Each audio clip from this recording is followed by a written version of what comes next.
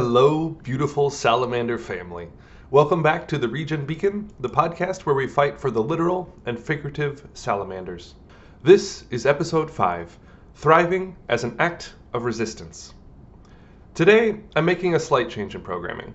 I'm currently working on the episode that I had in mind on the origins of the universe and life, building to an articulation of a much wider pro-life philosophical stance, but I don't think that's the episode we need today. Welcome to the Maelstrom. We have entered the storm that loomed large over society since the election. We are only 1 month into the Trump presidency. Feels longer. Overall, it's been exactly what we expected. Unique and terrible in the specifics, but mostly predictable in the broad strokes. Though even I, with the subterranean expectations that I had, am surprised by the brazen lawlessness of this administration. We are being deluged with the terrible, by design. They are trying to overwhelm us, overwhelm the system. They are trying to do what Steve Bannon has called flooding the zone with shit, at muzzle velocity. It's the stinky poopy shock and awe strategy. Trump, never one for details, slightly misread the strategy and has been flooding his own trousers. But the degenerate apes of this regime have followed the strategy more closely and are flinging the feces at us. They are assaulting us with their cruelty, lawlessness, acts of brazen corruption, doublespeak, and cowardly subservience to Trump and, by extension, Russia. They're insulting your very intelligence by gaslighting you into denying what you see before your eyes, and delighting in their absurd justifications, delighting in our outrage. But they have forgotten. We are Iowans, literally or in spirit. The very first Iowan pioneer colonizers used the power of poop, burning the dried buffalo chip patties in their stoves. Once we got done ethnically cleansing the Native Americans and killing off all the buffalo, we set off to flood the state ourselves with shit, and have kept at it for generations. We now proudly share our state with 25 million pigs in confinement here, not to mention the chicken and cattle. We have almost no bodies of water in this great state that we haven't filled with shit and poison, and the very few that remain, that still have native trout spawning in them, our state is working tirelessly to fill them with shit too.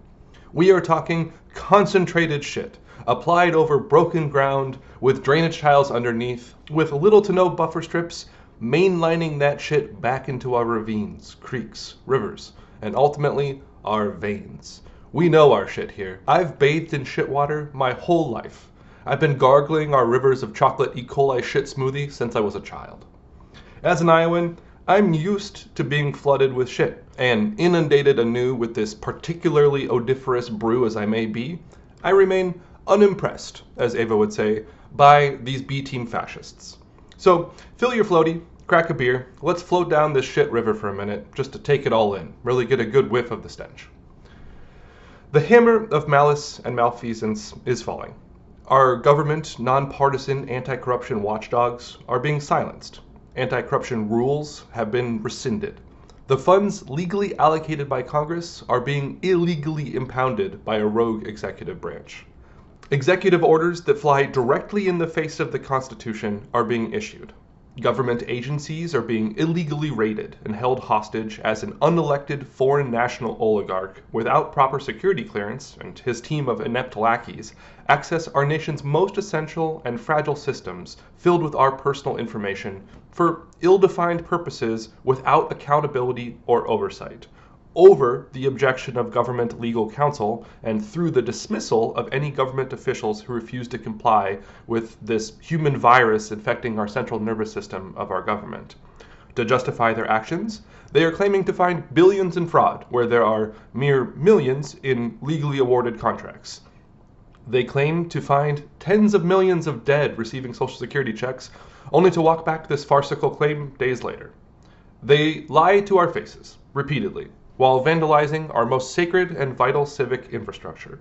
Our courts are ill-suited to the speed of this threat, and the Republicans in Congress have all but completely abdicated their power as a co-equal branch of government to put a stop to this apparent coup attempt. All of this is occurring while the independent investigator generals of our nation are being illegally purged. They've illegally fired the president of our National Labor Relations Board, functionally freezing the body. They are gutting the Consumer Financial Protection Bureau that has saved Americans over $20 billion from corrupt corporate practices since its establishment in the wake of the last financial crisis. They have announced intentions to dismantle OSHA, the Department of Education. Our public health agencies are being muted. Agencies generally are being silenced and forced to take down key public tools and information.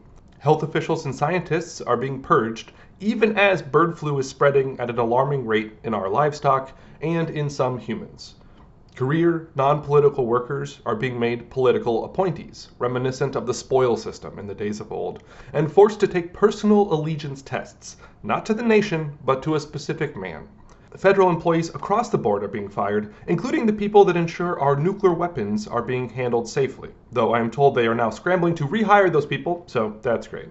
The Trump administration is looking to sell off our national government assets to private oligarchs. The FAA is being gutted, with the predictable outcome already happening. The administration is actively disparaging the co-equal judiciary branch of the government while ignoring their directives to stop impounding congressionally approved funds and signaling they intend to completely ignore the judiciary in the future, which would cause a full constitutional crisis in our nation. Thousands of Pentagon staff are being fired. Thousands of IRS agents are being fired during tax season, agents that for every dollar invested in them return on average $6 to U.S. taxpayers by holding fraudulent companies and powerful elites to account. In another brazen miscarriage of justice, Trump pardoned all 1,600 January 6th insurrectionists, including those that tasered and beat Capitol police officers while they begged on the ground for their life, for the sake of their children. And because that wasn't thorough enough, he issued supplemental pardons to include the additional drug and weapons charges many still faced. And now, having installed himself as the leader of our nation's leading civic arts center, the Kennedy Center, he has invited the January 6th choir to perform. All of this is a transparent assault on our legal system, and it is happening right as Trump also signed an executive order declaring that only the president and the attorney general have the legal authority to determine the legality of all executive branch action. A day before he referred to himself as a king, and before the CPAC conference rolled out their Trump 2028 and beyond stickers, while speakers also try to beckon in the new age by furthering the efforts to normalize their Sieg Heil salutes. Roman salutes. At the same time, they are doing the predictable immigration raids around the country, harassing some tribal people and other U.S. citizens, but mostly just deporting random undocumented people, casting fear into communities, and already weakening our agricultural industry, while tweeting videos of detained migrants as ASMR, a sick joke. They have deported asylum seekers without hearings to Panama, where they've been left trapped without their documents in a hotel. But far worse than all of that, they are now talking about using the power of our government to detain people in our nation's greatest modern shame, Guantanamo Bay, and are even suggesting sending American citizens there, or just deporting them to Nicaragua. I understand that the United States has the authority to deport undocumented people, even if I think that is largely self-sabotaging and cruel. But detaining people and incarcerating them without trial outside the United States to be detained indefinitely, away from our public eye, offends me to my core as a freedom-loving American. It is, by definition, a concentration camp. How many people will be sent there? For how long? For what purpose? Will they be treated ethically? Incarcerating people for indefinite periods of time without trial is diametrically opposed to who we are as Americans. Further abroad internationally, we have left the World Health Organization. We have left the UN Human Rights Council. We've literally legalized bribing foreign officials.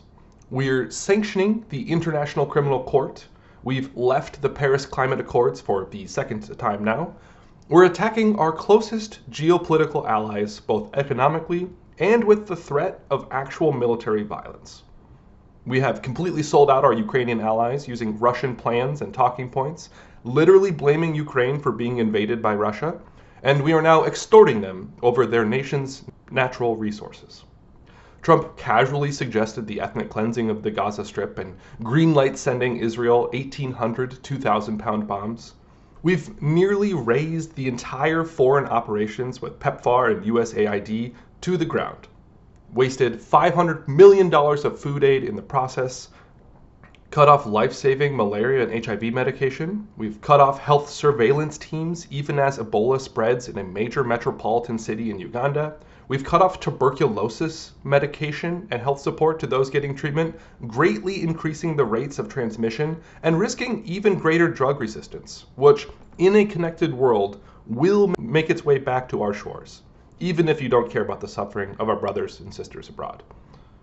This is all occurring while in the background, Congress is working to pass a budget that guts Social Security and Medicare, hobbling our government capacity and increasing our federal deficit by $4.5 trillion, as corporations and the 0.1% of oligarchs collect massive tax breaks on top of the government incentives and contracts they receive.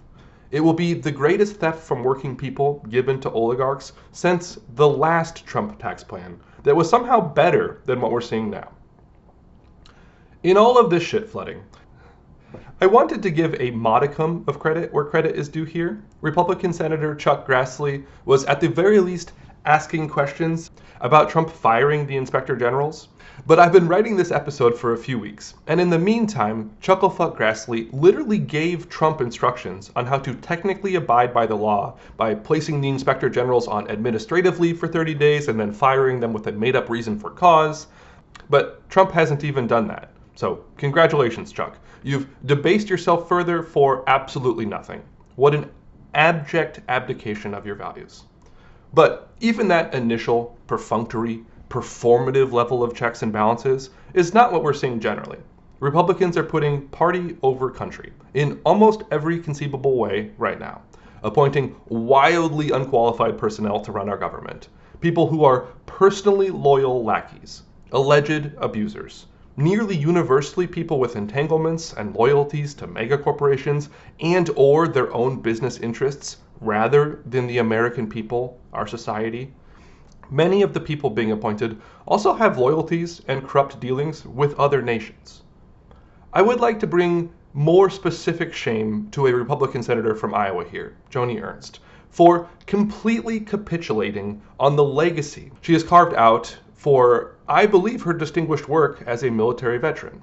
She specifically spent her career working to improve how women were treated in the military, how sexual assault is handled. But she cast the deciding vote to approve Pete Hegseth, an alleged abuser, an alcoholic with an aspirational pledge of sobriety but no history of it, a serial adulterer, a person with a consistently expressed disdain for women in the military. She is a respected military veteran. If she had shown any leadership with her colleagues, I'm sure he would not have been approved. But she gave in to the pressure. He is in command of the Department of Defense now. I find this disgraceful. Doubling down on this disgraceful behavior, she has welcomed with open arms Elon Musk's transparently illegal activity and usurping of her duly earned role as a member of Congress, and told those like me who would dare question an unelected, unvetted special government employee who may not actually be a special government employee, meddling in our nation's most critical infrastructure and data without oversight, to get used to it. Nothing less, in my estimation, than craven, shameful political cowardice. We deserve better as her constituents. Trump, enabled by the complacency of valueless cowards making up the current Republican Party, has done all of this and so much more. More that has happened and more every day that is happening. It should be of no surprise that these actions fail the Matthew 35 test, while being defended by the ostentatiously crucifix-adorned fabulist Caroline Leavitt. But don't worry, our brave Iowan legislature doesn't want the federal government to do all of the shit flooding themselves, so they have opened up some taps at home. This will be the 4th year of our so-called school voucher program, which is now being fully implemented and has already racked up a bill of $1 billion public dollars given to private entities without oversight, predominantly to Christian schools. It should be noted that this comes at a time where the largest private Christian school coincidentally increased the cost of tuition by $7,000, aka the exact amount of the money of the vouchers, rendering the argument that this gives school choice to families completely meaningless. Our state auditor, Rob Sand, the one statewide elected Democrat currently, has tried to audit the spending, just see where it is being spent and how it is being used. And our brave Iowa Republicans have blocked him from doing so and are currently gutting the power of the state auditor's office to audit. But don't worry, they are also rolling out their own doggy initiative. In addition to that, they are trying to keep our kids safe by giving legal immunity to the Bayer Corporation for any cancer-causing use of their glyphosate compound or Roundup, and have proposed making the act of taking kids to drag shows a felony. Thanks, Kim. Very good. I feel safer already. While they do this, they are working to use a citizen-approved sales tax constitutional amendment approved in 2010, which was designated for natural resources and conservation, that hasn't actually been implemented by our legislature, but they are now trying to implement it to be used instead to reduce property tax. So do not worry, national Republicans. The Iowa Republicans are doing their best to flood us with shit here at home. Okay, deep breath. We are in the maelstrom, and the people in charge are steering us into ever more dangerous waters. It was such a strange experience to see this storm coming for the last couple months before anything really happened. In the time in between the election results being determined, through the chaotic and incoherent transition times with self-flagellating Democrats and regime-filleting media organizations, to the present moment. But now we have arrived in the new paradigm. It feels to me a lot like 2016, just worse. Like a cancer patient going through their second round of treatment, the cancer being found in more places. Our body politic is weaker. Our spirits are wearier. It may be terminal, hard to say, time will tell, but we're not broken yet. I think it's good to be aware of the happenings in our government and society, to call our elected representatives. I've downloaded the 5 Calls app and have started a daily ritual on my ride to work calling my representatives. It's a good app. It organizes their numbers and has some sample text for issues that I care about. I think it's important to come together as a collective and protest, if for no other reason than to come together and see our strength. Where possible, I think it is helpful to connect these protests with concrete actions, boycotts, civil disobedience, the like. But it is also true there is not a ton we can do about it on the day-to-day, especially on the national level. It's maddening, draining. I'm not suggesting that we should zone out, nor that we shouldn't care about the terrible things happening. There are people being hurt. Our systems are being broken down systematically. But while we fight this madness directly, as we are able, I think we must also ask, how can we endure?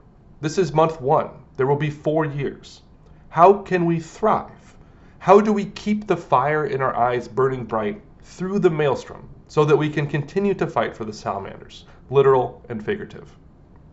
I will never suggest pessimistic nihilism nor complacency.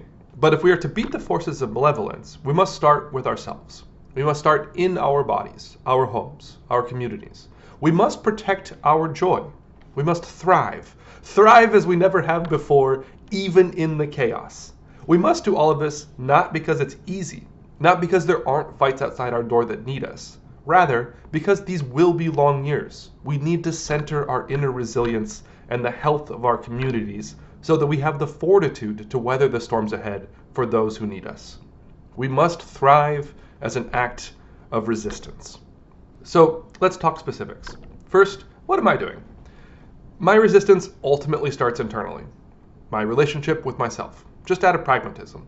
I need to be as reasonably healthy as I can be, physically and mentally, to do anything else. Towards that end, I've been cutting back on vice generally, hedonism, distraction.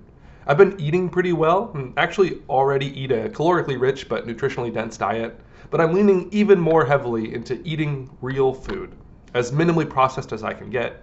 For example, I've been focusing on eating my delicious and sustaining breads from the local bakeries in town, Blue Spruce Bakery and My American Dream Bakery, that use freshly milled organic grain. When you eat this bread, it makes normal conventional bread look and taste, by comparison, like sawdust. Last year, I found myself at work just buying whatever meals they had in the cafeteria due to convenience, and it was okay, but rather expensive and made a lot of trash. This year, I've been meal prepping on the weekends, my signature vegetable-forward stir-fries that I call Reed meals, and I've been bringing them to work. Honestly, eating the Reed meals at work have been a high point of the day, and the meal prepping is really easy to prepare extra portions, so I've been making extra and bringing them to share with my friends at work. and eating in company, which is a win-win. In the evenings, we've still been eating dessert, but focusing on real chocolate and super premium ice cream from Aldi without the laundry list of additives. Focusing on real food with real ingredients.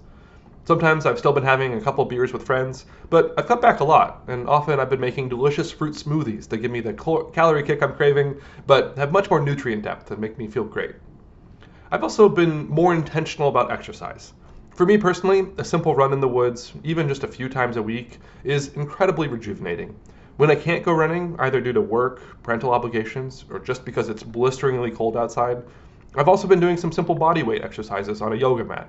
Sometimes even mixing in hanging out with my baby, doing push-ups to kiss her tummy. Fitness doesn't need to be heroic, but I find it very helpful to incorporate it regularly, even in small doses. As spring comes, I hope to lean in even more heavily to go outside and experience the strength and power of what my body can do, pushing through the world to take in the sights. Right in line with strengthening my relationship internally is strengthening my relationships in my immediate household. As I mentioned before, I'm a happily married man to my partner in love, Anna. Together, we have our beautiful baby daughter and sponsor of the podcast, Hazel. In these times, I have redoubled my efforts to be a great husband and father. As people go, I think I'm at least a pretty good husband and father, but realistically, we all have things big and small that we can improve upon. In these times, it feels strengthening our home bonds is essential. It is the core of love at the center of all the other love we give out into the universe. It's been really nice to have Anna and Hazel to focus on. Little baby needs smiles all the time. It is therapeutic just sitting, talking, and smiling at her. We love little baby. Likewise, I've been reaching out to friends and family. One of the minor brutalities we all endure as adults is distance, moving away from each other. I have so many people that I love dearly that I see a couple times a year, and so many more that I see only every couple years. It's understandable, unavoidable in our society, but so brutal to our communities, our psyches, our souls. But we also do live in the most connected time in human history. It's never been easier to call each other, even to see each other's faces through the phone. Although honestly, I do prefer just phone calls, except to show people Hazel. I've been trying to be more intentional in calling friends, catching up, just hearing their voices and talking about life, hearing what they've been doing to stay sane, how they've dived into their ham radio hobby, how they're making little sculpted toads called gratitoads, how they've leaned into their hobby of photography, brewing, cooking, and more. This has been healing, it's been giving me strength, and I hope likewise has been giving strength to my loved ones.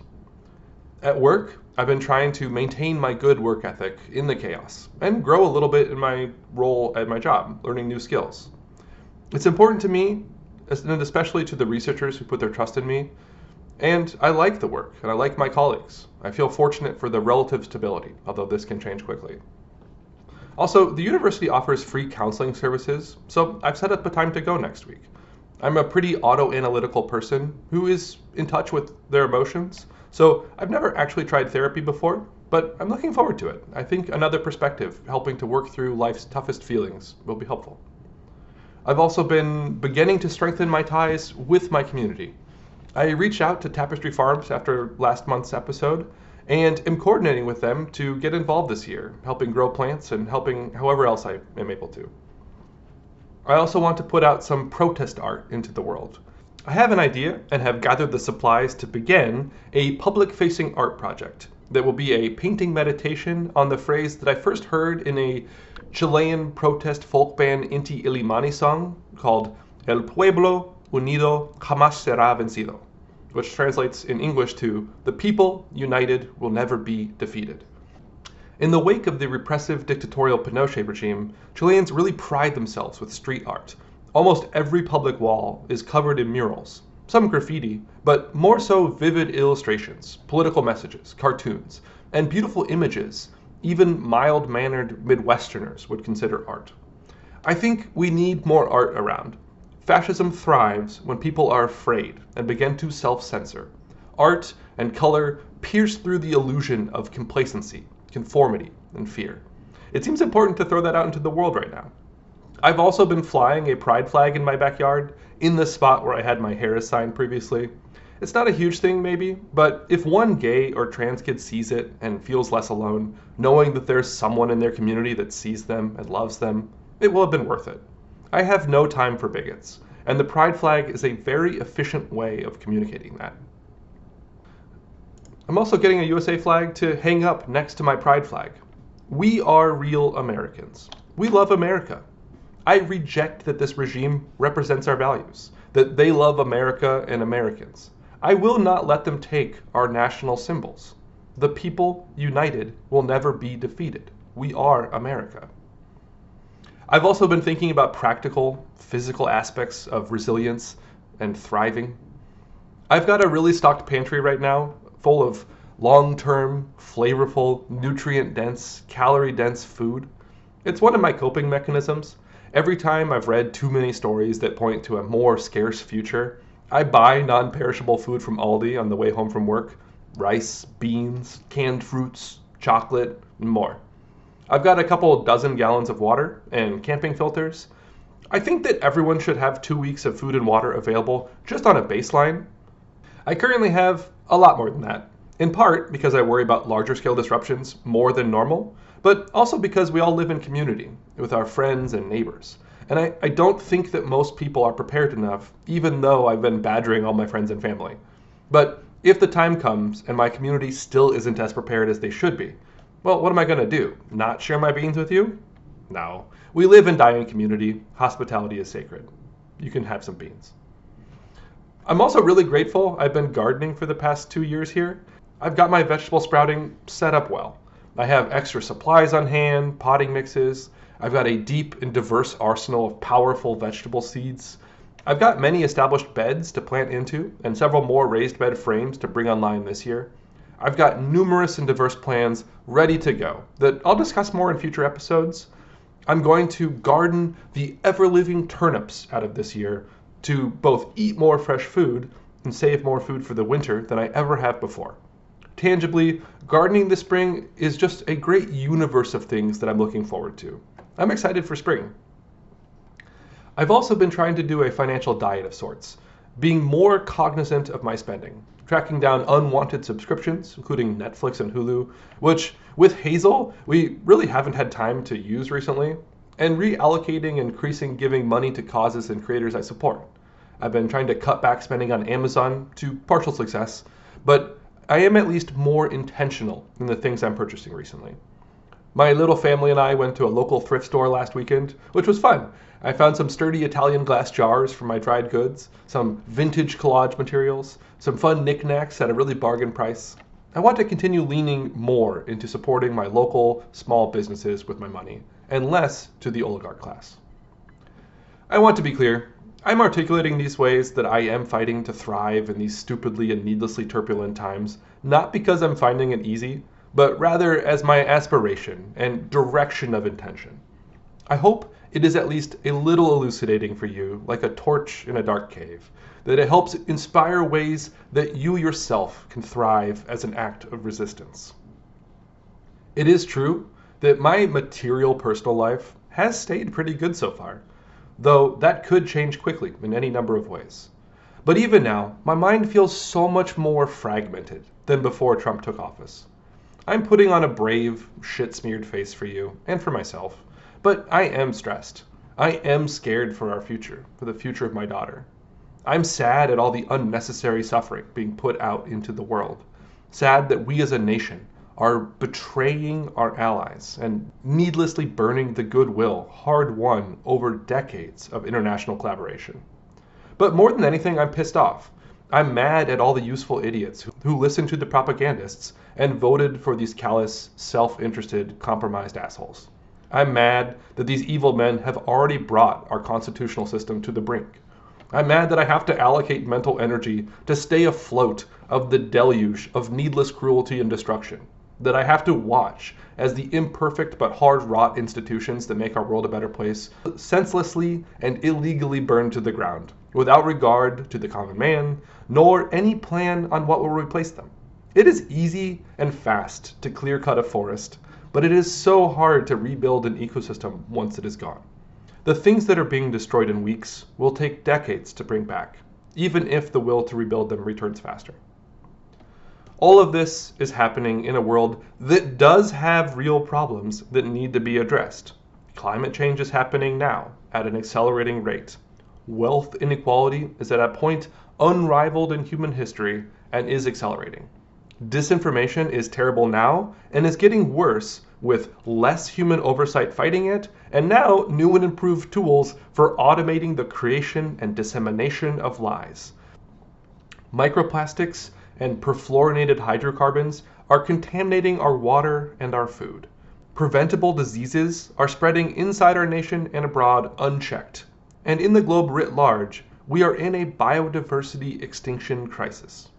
There are real problems we are facing that are being ignored in favor of stupidity and partisan lies. Our government is distracting their base with a fake war against DEI and the 12 NCAA trans athletes that now can't compete. Cool. We are in dangerous times. We are witnessing the destruction of our civic infrastructure, the loss of our national assets, our national reputation. The future is being dimmed for greed and corruption. But we are also strong. We must be strong to use our fear, our sadness, and our anger as fuel in our continued fight for the salamanders. It may seem silly, but for the last several years, whenever I see a butterfly, a bird, a single beetle, I feel wonder and joy. And so proud of them. I'm so proud of all the little creatures hanging on in our modern world. Good for you, little crab spider, hanging on there on the maypop tendril. Good for you, little squirrels chasing each other up and down the Osage orange tree. Good for you, little swallowtail, laying your eggs that will one day be gorgeous little grubs. Good for you. Good for you for surviving in this world made hostile in new and innovative ways. Good for you, little animals. You have lost so much of your habitat. You've avoided the plumes of poison sprayed your way, dodged the tires and windshield of cars, and still avoided the wild world of things trying to eat you. Good for you. Likewise, good for you, dear salamander family member. Good for you for waking up and staying on the grind in this madness. Good for you for not giving in to the lies and hatred. Good for you for not sacrificing your fire to appease the forces of hate and division. You are strong. You will endure. You are not alone. We are a community. We are strong. We will bring about a better world, no matter what is thrown at us. And now, a word from the sponsor of today's podcast. Today's sponsor is the hip-hop artist Guante. As described in his Spotify bio, Kyle Guante Tran-Meyer is a poet, MC, and activist based in Minneapolis whose work explores the relationship between identity, power, and resistance. I've been listening to Guante's most recent underground hip-hop album, All Dressed Up, No Funeral, on repeat for the last couple weeks, and recommend it to anyone looking to add fuel to their fire, to keep their fire going while fighting the good fight. I want to read a spoken word piece from the album, Don't Tell Me the Odds, that was actually from 2014, some of Guante's early work. I love this piece. So here it goes. This is the art of drawing breath, of making visible what has been invisible. This is a pragmatist guide to faith. This is singing when you don't know how to pray. Welcome to this space. Know that you are not welcome. We are all miracles. We are not welcome. Reality would like nothing more than for you to not exist, and the proof is in the history you live. Tell me this, what are the odds that this planet would appear in just the right place with just the right atmosphere and conditions? The specific combination of chemicals and catalysts to spark in the darkness. Just imagine it. What are the odds this accident would spread? What are the odds it would survive and stay ahead of volcanic eruptions, meteorites, and earthquakes? That first drum, first beat, first rhythm, first break, first time the notes broke to form a system. You could hear the first melody in the first multi-celled organism. What are the odds this first environment to harbor life would meet another, maybe fight or maybe harborize? But either way it would evolve. So what are the odds it would evolve to walk and not crawl, to fly and not fall, to survive every single mass extinction? What are the odds of your existence? How many generations did it take to make you? How many plagues and massacres conspired to kill your family tree before it could even take root? How many ancestors claim you? Somewhere a sunset, A mother with every reason to quit doesn't. A conscript sneaks away from the action. A farmer makes it through the famine. Somewhere calamity strikes and everyone dies except a big sister holding a baby with your eyes. Somewhere a rebel, a runaway slave, a survivor found something to die for or something to live for against all odds, saw a future to fight for. So is it inconceivable that the happenstance inherent in this life that you have inherited? Some see the elegant complexity of bodies or the natural beauty of the planet and they say it's godly. There's got to be divine intelligence behind it all because the odds that you would make it on your own are so small. But me, I see millennia trying to murder you. I see 1,000 generations of pain and fear and struggle inscribed in your skeleton. And I see you still here. Ancestor armor, star-crossed survivor, allied with the earth, and defiance is your birthright. Fire from the first time you drew breath, and redrew your fate. Welcome to this space. Know that you are not welcome. We are all miracles. We are not welcome. So if drawing breath is blasphemy or treason, let's keep drawing breath until there's nothing left to breathe in. We are the codes that our ancestors still speak in. To finish off today's episode, I'm delighted to share an abstract sound and video taken and sent in by longtime and oft-mentioned friend of the podcast, David Babayev, who collected the joyous, raucous sounds at the Lunar New Year's parade this year in Chicago. Those of you who listened to the audio-only version of this podcast know that there is video available as well on YouTube, the Region Beacon, if you're interested.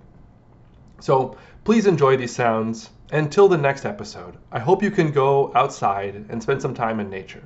And as they say in my hometown, don't forget to be awesome.